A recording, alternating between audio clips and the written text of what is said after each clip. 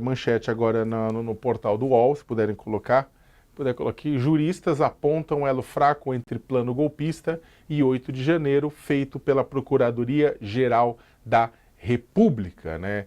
O que é apontado, né, a matéria da Folha apontou, uma coluna que o Pablo fez no jornal O Globo também hoje aponta isso, entre outros que estão destacando, é que há um descompasso entre aquilo que foi apurado, né, pelas investigações da Polícia Federal que duraram mais de um ano, né, sobre o processo golpista que ocorreu no Brasil entre o final de 2022 e o início de 2023, com foco principalmente no 8 de janeiro, e aquela denúncia que foi apresentada à PGR, né? Então há um descompasso. Você tem muito material mostrando uma conexão e uma origem golpista e uma conexão na estrutura golpista do 8 de janeiro, né? Outros elementos, financiador,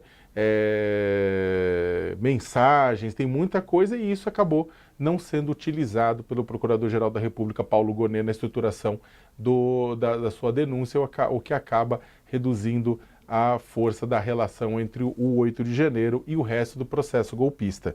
E eu queria que você falasse um pouco sobre isso, Pablo, para começar.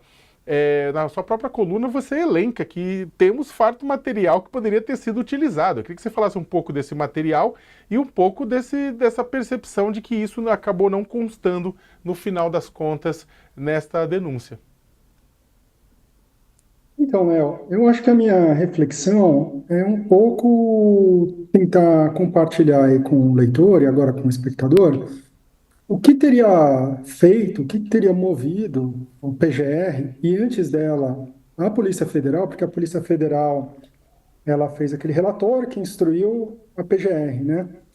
E nesses documentos, o 8 de janeiro, que é um elemento muito importante por dois motivos, está muito mal caracterizado. Ele não, ele está caracterizado, está minimamente caracterizado, mas há muitos outros elementos que não estão presentes ali, né? Por que que ele é importante? É por dois motivos. O primeiro é jurídico, né? O 8 de janeiro, a PGR apresentou uma denúncia na qual todos aqueles planos golpistas, então a gente está falando do Copa 2022, o Plano Luneta, o Punhal Verde e Amarelo e as minutas do golpe, né, com as suas várias versões, todos eles fazem parte de uma orquestração só, né, que vai se desenvolvendo em etapas, em momentos. E o 8 de janeiro, ele é uma espécie de ápice daquele processo de planejamento e coordenação. E esse ápice, ele está mal caracterizado, ele podia estar muito melhor caracterizado. E o segundo elemento é de ordem política. O 8 de janeiro, de toda a trama golpista, ele é o elemento mais disputado na vida política, né? A opinião pública está bem dividida a respeito dele. Não que ele existiu e que ele merece ser condenado, mas que ele tinha um caráter golpista, né? Tem esse debate dos bolsonaristas alegando que aquilo foi só um protesto que saiu do controle, né? E os críticos dizendo que não, que ali faz parte de uma tentativa de golpe. Por esses motivos, me chamou muita atenção que vários elementos não estão ali, ou estão muito pouco. Na verdade, o elemento que está melhor caracterizado a intenção golpista é uma nota de rodapé, lá na página 262, se não me engano, onde eles citam um relatório da inteligência da polícia do DF, né, que daí sim ela apresenta todo o quadro. Mas isso é uma nota de rodapé, isso não está assim no corpo da denúncia, né? Então, tudo que a gente aprendeu sobre a convocação para a festa de Selma, ou seja, isso foi convocado no Brasil inteiro. Esse protesto não foi pessoas que estavam acampadas em frente ao QG em Brasília que resolveram caminhar e a coisa saiu de controle. Não, foi feita uma convocação especificamente para aquele dia, né? Essa convocação estava falando de tomar o poder pelo povo, estava falando de ficar ali até os militares chegarem, não é? As pessoas, essa convocação ela incluiu aluguel de centenas de ônibus, então teve convocação, teve gente pagando esses ônibus. A Polícia Federal fez uma operação na qual ela pegou, prendeu, apreendeu materiais. Onde estão os materiais sobre as pessoas que coordenaram essa ação? Uma vez que chegou lá, esse evento da tomada de Brasília, ele foi acompanhado de várias outras coisas. Por exemplo, foi convocado o bloqueio de acesso às refinarias de petróleo. Na véspera, uma das refinarias em São José dos Campos estava bloqueada. Não foi bem sucedido, mas isso não importa, porque é uma tentativa de sufocar o país bloqueando o fornecimento de combustível, houve bloqueios de rodovias. A gente houve 16 tentativas de derrubar torres de energia. 3 delas foram bem-sucedidas em Rondônia, Roraima, São Paulo, Paraná. Então, houve uma preparação para uma convocação de greve geral no dia 9 de janeiro. Então, não foi um protesto que saiu do controle, né? Houve planejamento, chamaram gente, falou, não traz criança, não traz mulher, nós vamos tomar o poder, não vamos ficar lá por tempo indeterminado, nós vamos bloquear a refinaria de petróleo, nós vamos bloquear as principais vias do país, nós vamos derrubar a energia para causar caos social, nós vamos decretar uma greve geral, né, puxado pelo agro, pelos caminhoneiros. Então, cadê esses elementos na denúncia, né? Isso me chamou muita atenção. Eu não sei se faz parte de alguma estratégia jurídica que eu não consigo enxergar, se foi um trabalho que foi feito de maneira apressada, não sei muito explicar essa defasagem entre esses elementos que a gente conhece por meio da imprensa e aquela denúncia que está, no meu entender, muito pouco caracterizada. Pichanelli, como é que você vê essa situação do 8 de janeiro na denúncia encaminhada pelo PGR? Bom, pois é, eu acho que tem todos esses elementos que o professor Otelado está falando, que eles poderiam estar na denúncia, isso para você colocar o A até o B, até o C, até o Q.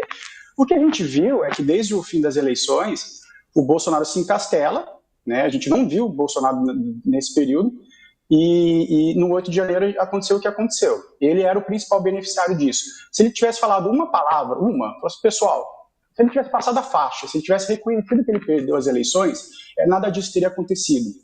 Então, talvez o PGR foi muito pressionado para entregar logo essa denúncia. Né? Eu lembro que era uma pergunta que todo mundo se fazia o tempo todo. E aí, vai sair antes do carnaval?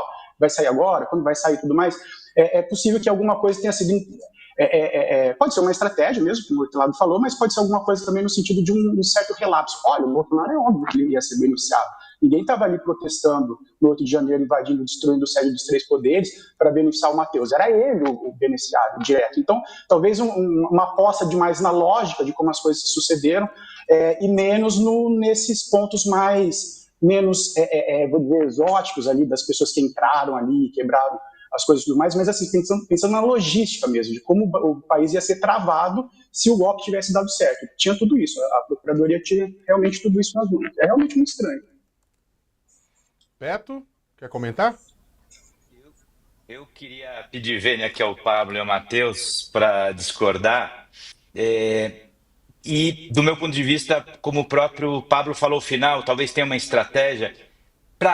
Me parece clara qual é a estratégia da Procuradoria e eu acho que foi muito acertada. Conversando com criminalistas, eleitoralistas, e eles colocam um pouco essas questões, eu acho que o Gonê fez uma opção muito clara para manter a robustez da denúncia. Em que sentido? Eu acho, né, que a denúncia foi técnica, sóbria, rigorosa, e ela se baseou basicamente em apenas dois tipos de elementos. As falas públicas dos envolvidos, então, pronunciamentos do Bolsonaro, seja como candidato, seja como presidente da República, na nefasta reunião com os embaixadores, que inclusive precipitou a inegibilidade dele e do Braga Neto, da chapa.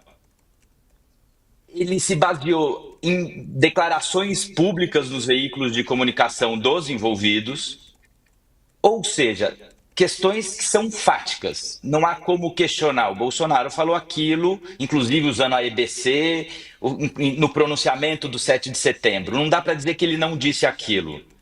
Então a cronologia, a história que o Gonê conta, se baseia, por um lado, nas falas públicas, nas aspas, como nós poderíamos dizer, dos réus.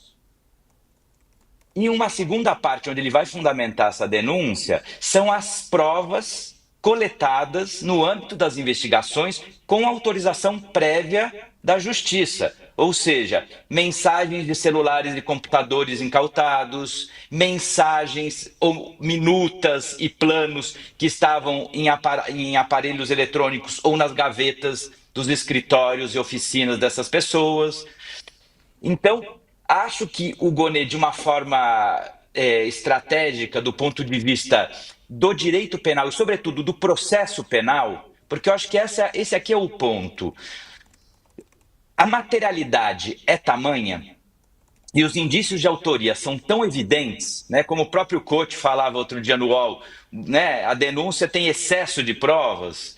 Eu acredito que o Gonê fez a opção por se basear de uma forma mais conservadora só em elementos absolutamente irrefutáveis para não dar margem para a estratégia de defesa tentar, no âmbito do processo criminal, das estratégias e táticas de processo criminal, tentar desacreditar eventuais provas que pudessem ter sido colhidas sem a devida cadeia de custódia. Então, uma prova falando da festa da Selma, como o Pablo citou. Se ela não foi colhida no âmbito de uma investigação, ela pode ser questionada.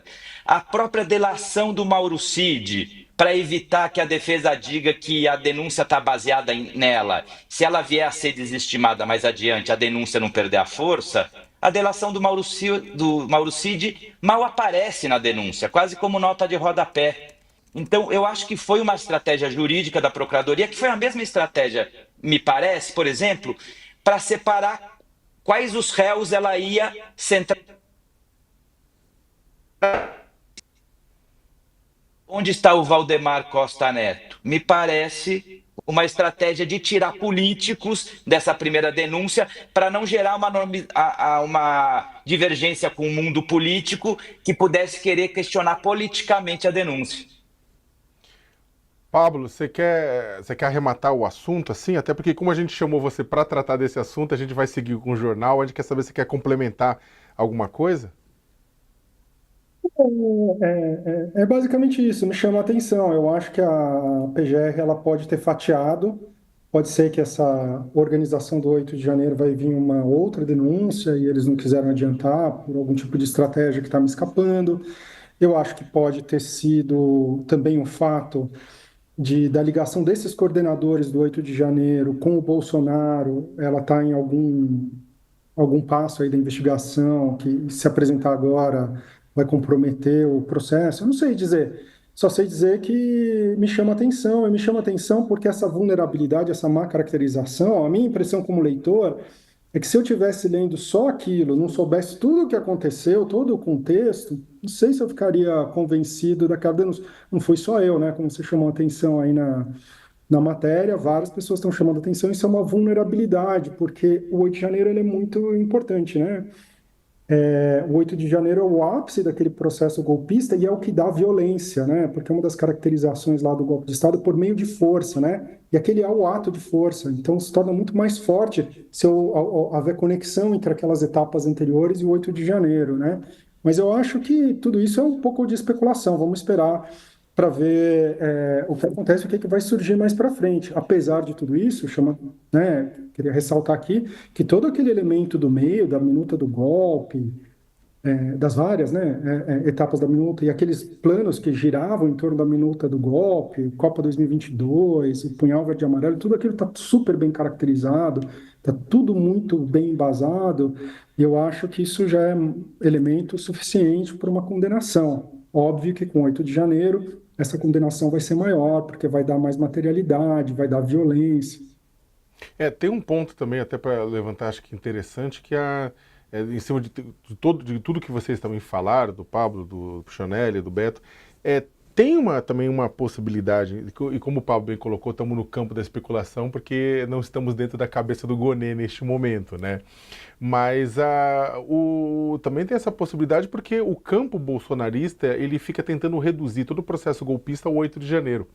Né, ele fica o tempo inteiro tentando reduzir o golpismo ao 8 de janeiro, falando de senhorinhas e senhorinhos com Bíblia na mão que foram para a Praça dos Três Poderes, esquecendo, por exemplo, a dona Fátima de Tubarão, né, que foi para lá, né, condenada em tráfico de drogas, inclusive, falar pro quebra-quebra, né, e apesar de ser o que o Bolsonaro chama de senhorinha com Bíblia na mão.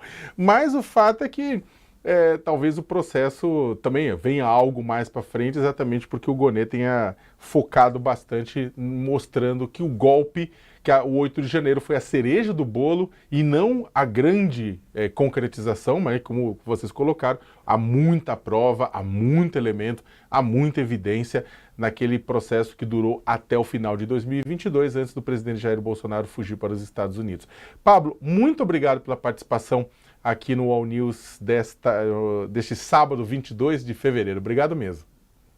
Foi um prazer. Um abraço. A gente continua por aqui, a gente ainda tem mais pautas.